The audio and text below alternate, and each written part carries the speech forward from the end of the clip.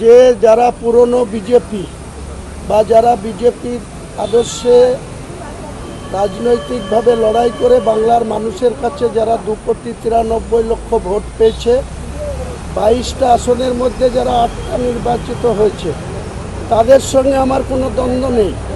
কিন্তু যারা 4 মে পর্যন্ত তৃণমূলের গুন্ডা ছিল, তৃণমূলের তোলাবাজ ছিল, তৃণমূলের পুলিশকে প্রশ্রয়ে মস্তানি করত, তারা আজকে আশ্চর্যজনকভাবে সেখানকার বিজেপির নেতাদের ধরে সেই সমস্ত মস্তান গুন্ডা তোলাবাজরা আবার বর্তমান মুখ্যমন্ত্রী তথা স্বরাষ্ট্রমন্ত্রীর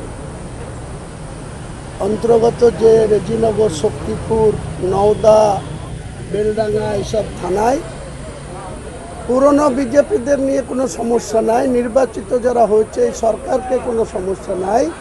কিন্তু আমরা যে লড়াইটা তৃণমূলকে হারানোর জন্য, তৃণমূলকে গতিচ্যুত করার জন্য যে লড়াইটা গত ডিসেম্বর থেকে 2026-এর এপ্রিল মাসে 29 এপ্রিল পর্যন্ত যাদের বিরুদ্ধে লড়াই করেছিলাম, আজকে আমাদেরকে তাদেরকে আবার ফেস করতে হচ্ছে। তারাই আবার বর্তমান পুলিশ মন্ত্রীর অধীনে যে সমস্ত থানাগুলো আছে, নওদা, রেজিনগর, বেলডাঙ্গা, শক্তিপুর, এই থানায় সেই সমস্ত মস্তানরাই, যেটাকে বলা যায়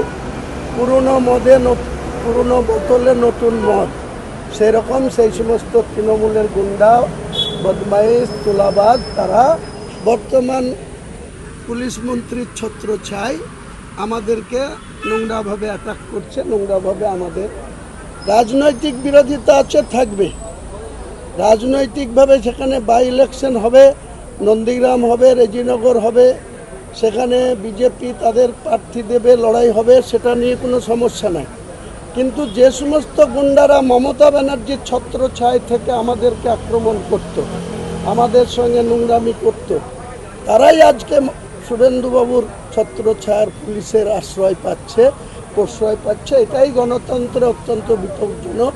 তাই আমি সেখানে আমার রেজিনগর বিধানসভায় আমার একটা কর্মী সভাতে আমি এটা বলেছি যে যদি তারা মনে করে থাকে যে বর্তমান পুলিশ মন্ত্রীর আন্ডারে যে সমস্ত থানাগুলো রয়েছে আমার বিধানসভায়, সেই থানাগুলার অফিসাররা যদি এখন পুরনো তৃণমূলের গুন্ডা মস্তানদের প্রশ্রয় দেয়, তাহলে সংঘর্ষ এখানে অনিবার্য হবে। সেই জায়গাতে আমি কোনো কম্প্রোমাইজ করব না, এটাই বলেছি। আমার ব্যক্তিগতভাবে বিজেপির বিরুদ্ধে কোনো বিষোদ্গার করা বা বিজেপির যে বর্তমান ক্ষমতাসীন দল, সেই দলের বিরুদ্ধে আমার কোনো বক্তব্য নেই। কিন্তু যারা তৃণমূলের হয়ে গুন্ডাগিরি করলো, যারা তৃণমূলের হয়ে আমাদের সঙ্গে নষ্টামি করলো, গুন্ডামি করলো, আপনারা সবাই দেখেছেন কিভাবে সেখানে আমাদের কথা গ্রাহ্য না করে বারবার আমাকে শোকজ করা হয়েছে, ওয়ার্নিং নোটিশ দেওয়া হয়েছে। সর্বশেষ 4 ডিসেম্বর 2025 আমাকে সাসপেন্ড করা হয়েছিল।